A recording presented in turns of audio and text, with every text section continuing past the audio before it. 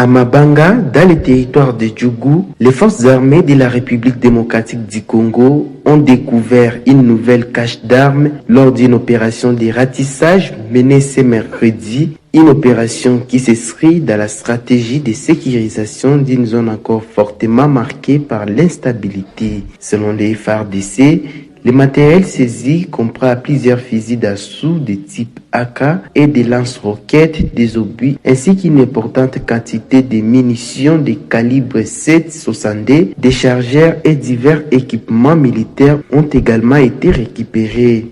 Leur utilisation, ça détruit et il y a des éclats qui s'ensuivent après ça.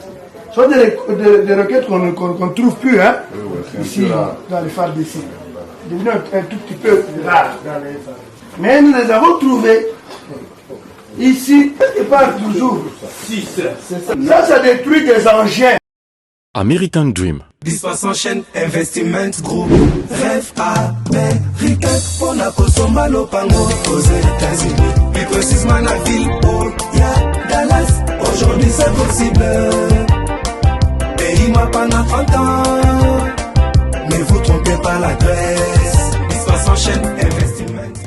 Voulez-vous acquérir une maison aux États-Unis? L'agence immobilière Dispensation Investment Group d'Elite Global, basée à Dallas, vous en donne l'opportunité. Il vous suffit de verser une avance pour acquérir une propriété que vous payerez progressivement pendant 30 ans. Oui, vous avez bien entendu, pendant 30 ans. Contactez-nous au +1 737 420 84 24, au +1 469 720 60 93 ou au +1 737 548 51.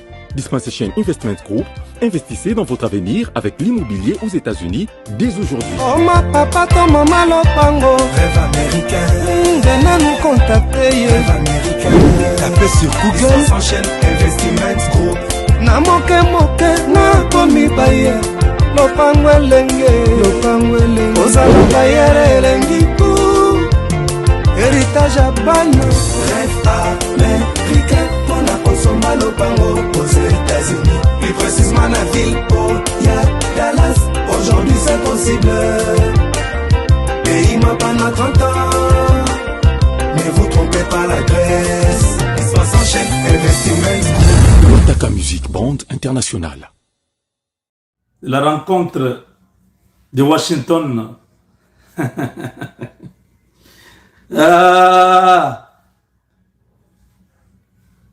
Cette rencontre que les Congolais attendent pour que la guerre s'arrête, que Tshisekedi signe le deal avec les Américains.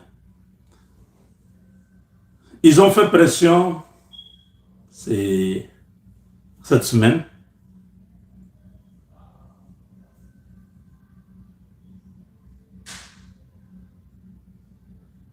Ils ont mis 3 milliards de dollars ensemble. Paul Kagame, Hippolyte Kanambe, Moïse Katumbi et beaucoup d'autres partenaires de ce groupe-là. 3 milliards de dollars disponibles pour mettre Félix Tshisekedi à genoux. 3 milliards. Ils font ça.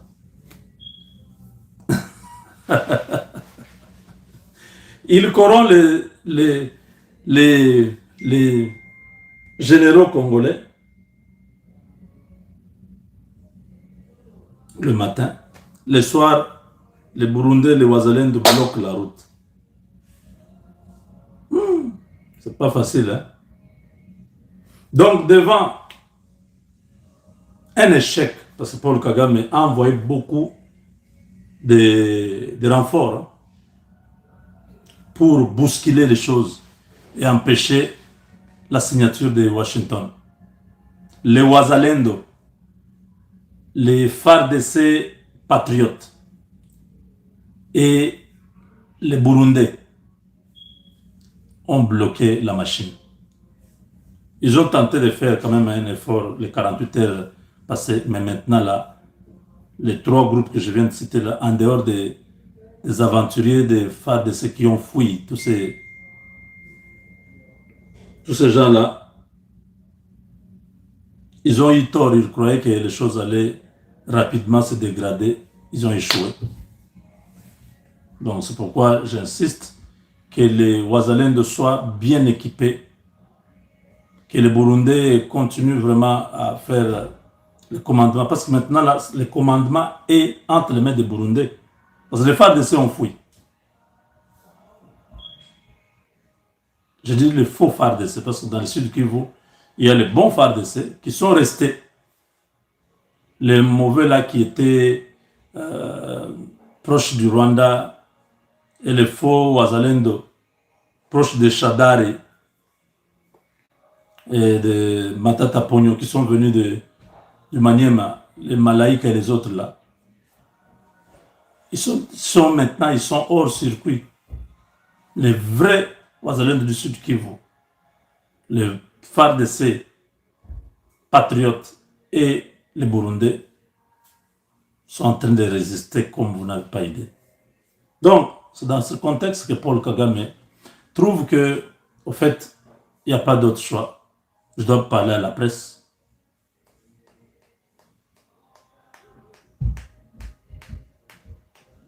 Il a parlé à la presse. Il a confirmé qu'il sera à Washington, tout en jouant avec des mots, en train de tourner, faire des tournures. Si vous suivez, il n'a pas de choix, il va se retrouver. Il sera à Washington.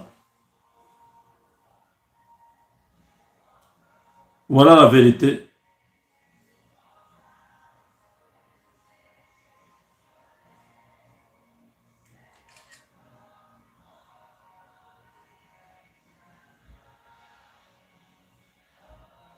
Donc, attendez.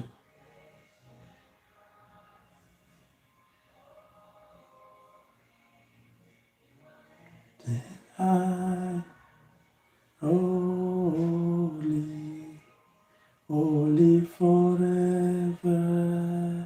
Ça, c'est une bonne chanson. Il faut suivre ça.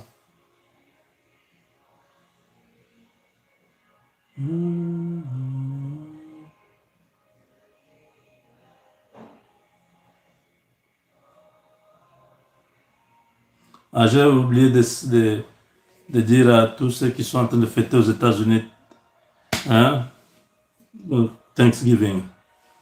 Bon Thanksgiving, hein, à tous. Happy Thanksgiving. Donc les enfants sont en train de préparer, sont en train d'écouter la musique. Donc, voilà.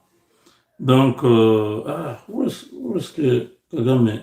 Attendez, je vais prendre une version que notre frère Blaise a fait en français.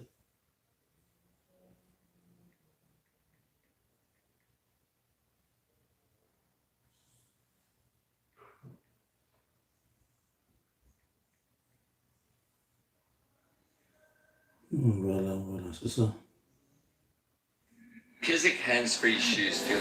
Donc, Paul Kagame a Suki. Je vous ai dit, il n'a où aller s'il refuse d'aller aux États-Unis. Et s'il y peut, c'est fini pour lui. Ouais, le président est sorti, non? Il est déjà en Serbie. De là, il va passer directement. Donc, on sera à Washington.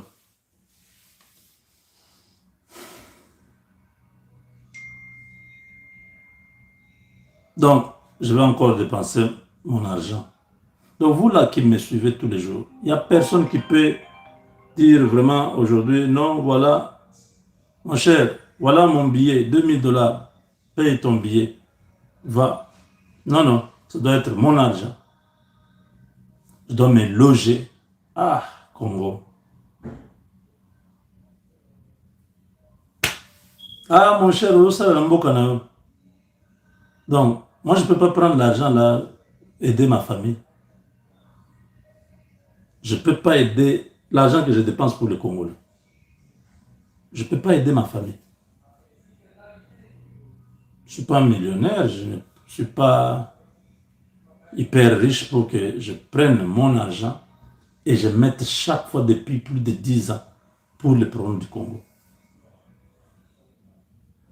le gouvernement qui a l'argent, ils vont remplir les gens dans les avions, venir.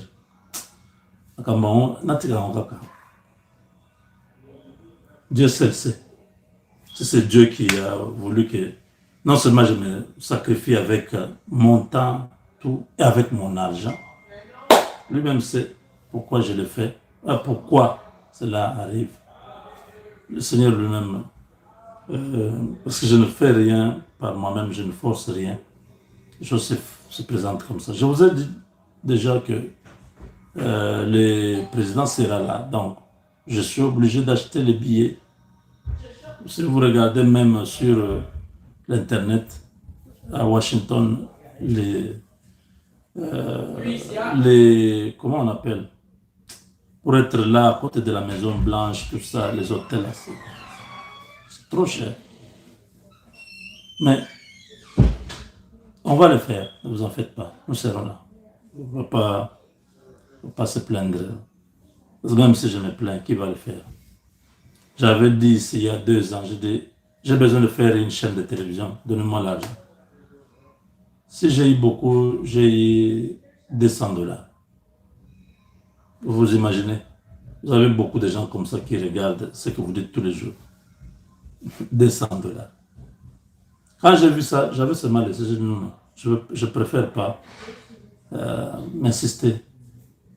Nous n'avons pas cette culture-là de soutenir, d'encourager ceux qui travaillent. Vous allez voir dans des choses de futilité. Les gens vont aller sortir les 10, 20 000, 30 000. Vous regardez la futilité. Votre pays, si vous perdez ce pays-là, vous n'allez plus dépenser l'argent que vous dépensez. Quand je regarde tous ceux qui sont au pouvoir aujourd'hui, ils font semblant. Ils vous regardent, vous faites un grand travail. Tu regardes, il est ministre, il est directeur général, il est ceci. Donc lui, il doit travailler, avoir l'argent, acheter des terrains, des parcelles, des appartements à l'étranger. Moi, seulement, tu fais un bon travail. Nous sommes très fiers de toi. Ça se limite là. Voilà le cœur de l'homme. Voilà l'homme. Voilà le Congo. Des fois, je regarde, je dis, Seigneur, pourquoi tu m'as amené dans cette histoire? Je n'ai pas de réponse. C'est comme celui qui m'avait créé, qui m'a donné toute ça. Je continue à le faire. Le jour qui dira non, ne faites plus, je ne le ferai plus. Je ne fais pas de choses parce que quelqu'un m'a envoyé, non. Je le fais parce que c'est Dieu qui m'a convaincu de le faire. Donc c'est... Si les gens pensaient que ce que nous faisons ici à l'argent, non, je vous dis, mes frères, il n'y a rien. Je fais mes propres activités pour subvenir à mes besoins.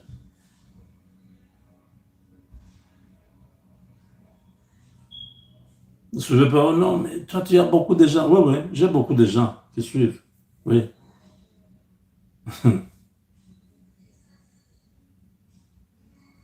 Mais c'est beaucoup de gens. Ils ne donnent pas. Tozanayo. C'est juste dans la bouche.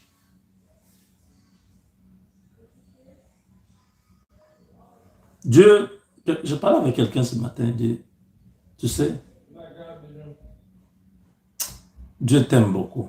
Moi je dis, mais pourquoi? Il dit, tu sais, tu pouvais avoir une autre considération de certaines personnes.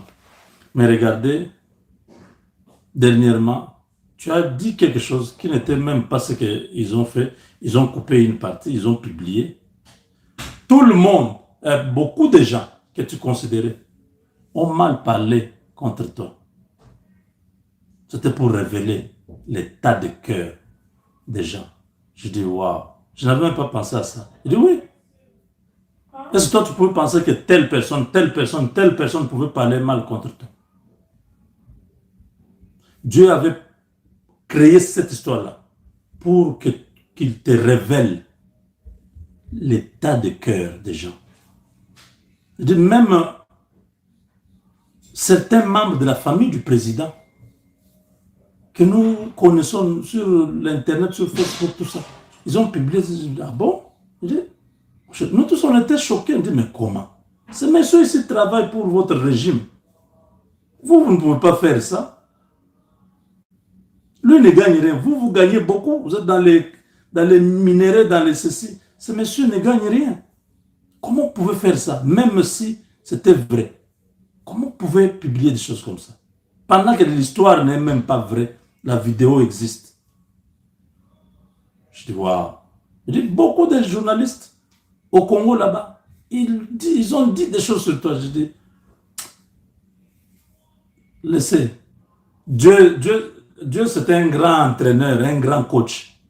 Quand il sait que tu as confiance à telle personne, Dieu provoque une histoire pour que tu vois la réaction des gens.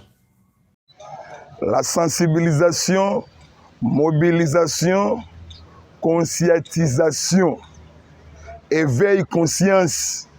Naba Congoman, il y a tout l'étendue. Il y a République, pe libanda ya mboka. Na eko asire bino, na tongo lelo. Kobanga ekomi kobangisa. Bitumba ekomi na porte ya Rwanda, na porte ya Uganda. Yoweri, Alliance Kaguta Yoweri Tabasibwa, président ya Uganda. Assassin sans frontières, kamwa kapeti wana, kamwa kamutu wana. Kagame a semi trompé yemoko. Époque ya Hippolyte Kanambe Kazemberembe. Na époque ya Fatimou Kotombolo. Le président le plus sollicité, Mokili Mobimba. L'homme à la tête de la République, très stratégique, très puissant, très génie du monde, avec professionnalisme. Il y a Tata Ekolo Mokondia Mboka. Deuxième point, il faut qu'on surveille les deux pays voisins, Angola et Congo-Brazzaville. Emmanuel Macron, président de la France, marque de la bête pour détruire l'étoile brillante du montagne, précisément la République démocratique du Congo. A sali 4 tournées dans les pays d'Afrique, Angola, Gabon, île Maurice, na Afrique du Sud. DGC, service de renseignement de France, depuis 60, si le lot 2025, et bon 25 présidents de l'Afrique. France a colonisé 14 pays en Afrique, 6 à 7 pays au Balongwe colonial de la France. Macron Emmanuel a utilisé le militaire de Guinée-Bissau pour le coup d'État. Balongola Sissoko Embalo, président Oyo, a gagné l'élection na Guinée-Bissau. Marque de la bête à côté de la caca. Marque de la bête. Étoile brillante du montagne. Et côté de la caca. Étoile brillante du montagne. La neutralisation, les forces négatives. Kozongi Sabitumba, Naku Yamakasi. Les terroristes de Mobondo, dirigés par Hippolyte Kanambe, soutenus dans quelques pays voisins, Brazzaville et autres pays. Na Kimpoko, Baouchiko Kangalisusu, les terroristes de Mobondo, na invité sur le service, il y a sécurité, il y a chef de l'État. Ndinga ndinga ya ebale, ngambu ezali biso. Ngambu ezali bango ba masuwa ba kano rapide nyonso tu même boîte oyo ya kai mutu nyonso tu asana kati ya boîte wana photo landela batu wana. Il n'y a pas de héros sans histoire. Année 25 eza makambu ya minene oyo Nzambe abombelaki la République démocratique du Congo. Ce qui Fati aya quitté na tête ya pays de nos ancêtres. Ngaina yo mawa pe esclavagisme. L'homme propose et Dieu dispose. Jeunesse ya Kinshasa, 4 districts ya Kinshasa, Tchangu, Funa, Lukunga, Moamba, tosala ndenge tosalaka na 1998 ko neutraliser ba ennemi ya mboka oyo bakomi lokola batu ya maboma bango nde ba terroriste. Troisième point ezali la situation sécuritaire ya lobby na ya lelo. Il y a beaucoup de camions militaires en provenance ya Rwanda, ekoti na Walikale, ekoti na Shabunda, ekoti na territoire ya Masisi, na province ya Nord Kivu. On ne blague pas avec le Wazalendo. Rendez-vous à ne pas rater. Rendez-vous ezakaka moko. La libération de Bukavu, la libération de Goma, la libération de Bunagana, ba agglomération, ba territoire, ba village, ba district. Kagame a commis sutuka mokolo moko akotikala ye na mwasi na bana. Mais bandeko na ye bako balukela Kagame. Merci vraiment na ba pilote na biso ya avion de guerre, ba avion ya minene, ba Sukhoi 25, ba Sukhoi F-35, lobby et mataki likolo na axe ya Mwenga et déclenché son système de défense na yango anti-aérienne et bombardé na ngambu ya ba ennemi. Coalition ya M23, AFC, M23, Tourouanero de Azarias Rouberwa, FNL, Zabampema, dirigé na Redi Tabara, Ngomino et autres personnes. Moutou Abika Kilobi, Azala Kite. Tous les chars de combat nyon surtout. Yaba ennemi, lobby et zikaki. Point 80 000. Point 50 000. Point 30 et autres armes sophistiquées. Lobby to détruit ba armes nyon surtout. Et pas na biso zali artillerie militaire et à la force aérienne mawa ezate. La déploiement spectaculaire, il y a FRDC et appui, il y a ba jeunes compatriotes Wazalendo, ba pire petit a Dorté Honoris de Kaouza, c'est Fati Béton, histoire, il y a pays de nos ancêtres. Merci na diaspora. Ndenge bozali ko soutenir chef de l'État ko ya lisusu ko zonga na kati ya mboka ko créer ba société, ko créer ba entreprise, ko créer ba dépôt pharmaceutique, ko créer ba supermarché pona bandeko na biso basala na ba supermarché wana na ba dépôt pharmaceutique. Arrestation 21 officiers ba misusu bana ba résidence surveillée. Mikolo oyo ekoyaka procès ezofongwama ya batu oyo bakotaki na brassage et mixage.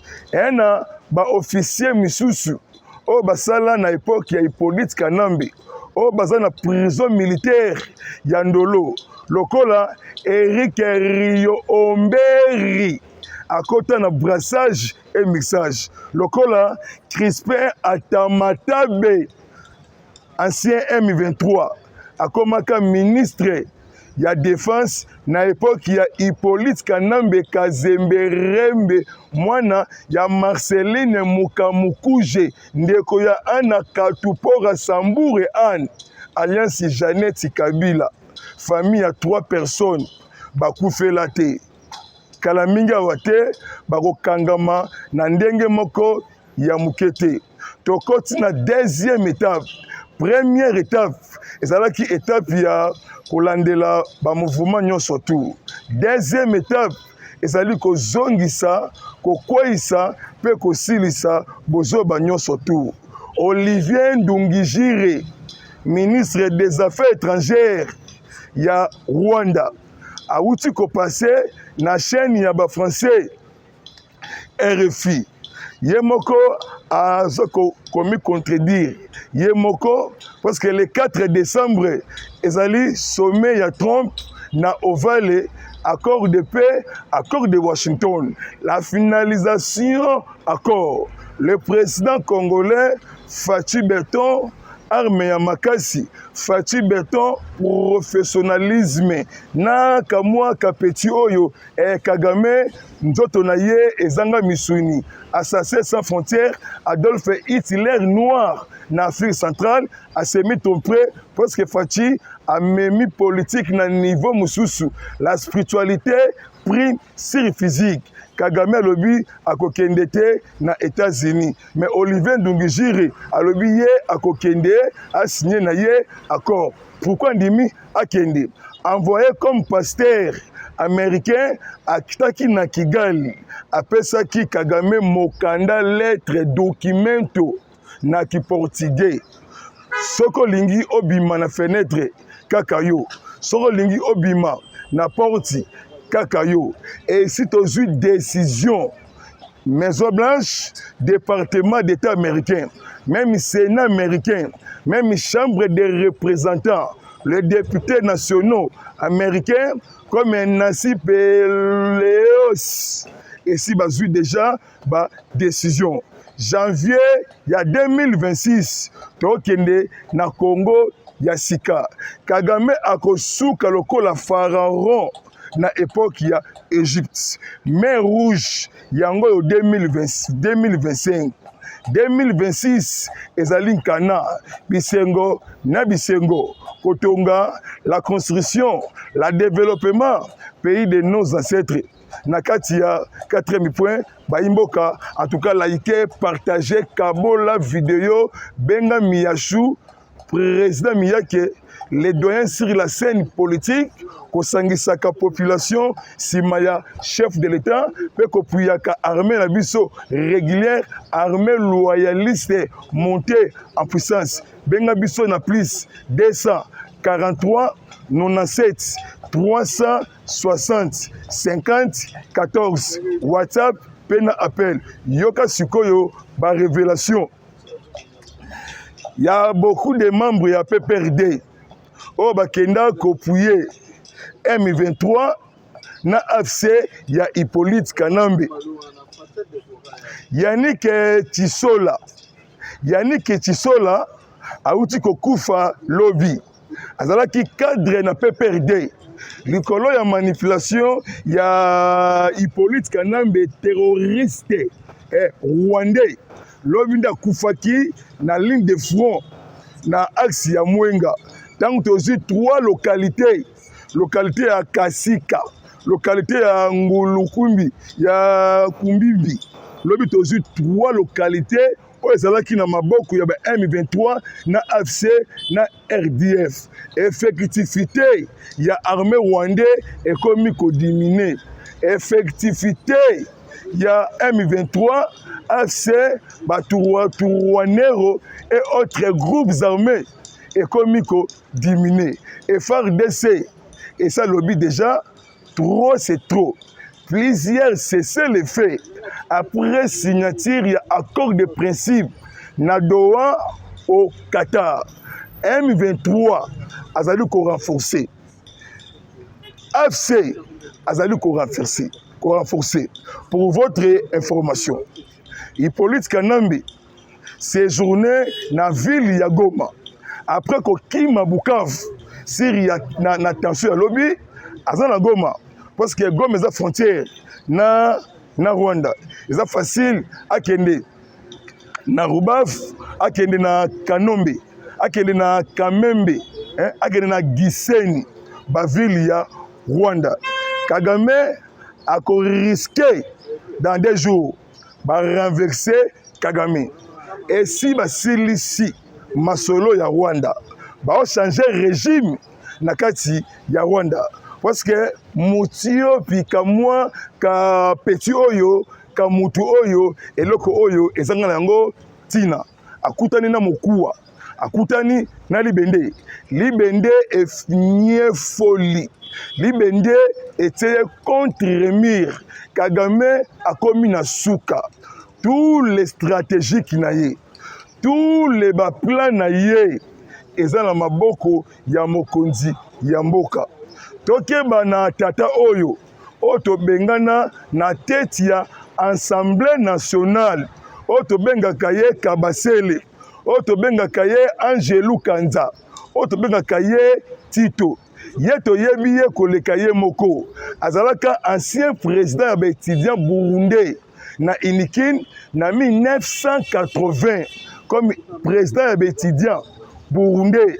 Ataka na 1980 chemise ya visco ya couleur ya jaune na pantalon ya éléphant à l'époque bengango pat éléphant lelo koma kilelo yende mobondo ana ba ferme ya minene na machambio na mongata péage azala ba ferme ya minene mokolo ya samedi akendaki na plateau de Bateke na cortège ya Moulayi.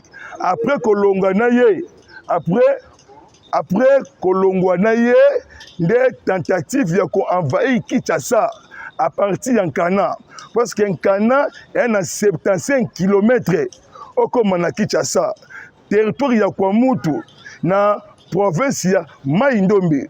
Batu wana bazali ko uta wapi? Bazali ko uta na ba ferme na bango. Na bakinga 4, surtout ferme ya petit o boyebi kombo très bien. Oto bengana na tête ya Assemblée nationale. Boyebi muto ngai nazali kolobela. Tito Kabasele Angelou Kanza azali mama na espion stratégique ya ba français. Asala ka ba conversation butu na Macron Emmanuel. Ya uti ko rencontrer les sous président actuel ya Assemblée nationale Emeboji nyonso kaka pour na changement de la constitution à Kosi toko changer constitution sans plaignant kolongola rwandaise côté ba Congoman le 4e jour to moni ambassadeur ya France Rémi Maréchaux akutani na Emeboji. La population congolaise quinoise et quinois. Ba Congoman, il est temps de retrouver souveraineté na biso. Rwanda a zonga na mabele na ye. Parce que France égale M23. France égale Rwanda. Mouta a créé trouble en Afrique, précisément RDC. Ezali France. Photo zouaya biso destin na maboko. Ce qui jeunesse a telemi. Mboka pe et telemi. To soutenir Fati Beton. A une meilleure vision historique depuis Congo Zala, de mon vision ya boité. Faut que benga na France na Congo. Faut que chasser France. France a la matière première. France a une richesse. Richesse ya France ezali mutu. Ce qui mutu a fouti taxe France peut a collecter. Toujours Macron hypocrite l'homme de De Castel na Bandalungwa na des tiges ya Kamundele. Il y a 1000 ça fait 2000 francs. Hein? Na moyembi moko azalaka manipuler na français. Il est temps pour sauver nation. Na koki kosanga bisikiti suka di dimpa la priorité bandeko ya l'est bazwa pe ata azangi miliki azangi lipa azangi mai alali alamuki na esengo yango nde komba na biso oto bunda chaque jour ngai na suki awa baimboka mobiliser. Hein? Prenez-vous sa charge. Ndenge papa Etienne Wamulumba lobaki le 31 juillet 2016 na esplanade ya triomphale. Le prophète politique héros national. Attention au Lengankoi. C'est la première fois. Mutatindi yote na makambu ya dialogue. Dialogue qui exacté. Négociation pe exacté. Meilleure solution ezabitumba. Tosilana na batuwana. Jean-Claude Katende. Longwa na manipulation. Tokomi esika o esenga ki tokoma. Ba Congomani. Bana sima mokonzi mboka. Bandeko la diaspora. Bana sima ya chef de l'État. Merci vraiment na baimboka na tous les tandi ya mboka pe libanda ya mboka. Benga biso na plus 243 97 360 50 14 WhatsApp appelle le politicien en robe, le M23 en sultan. Hein? Le politicien en robe. Et mongolisation, attention, Choli, attention, le roi divin, Nanzela. Au revoir.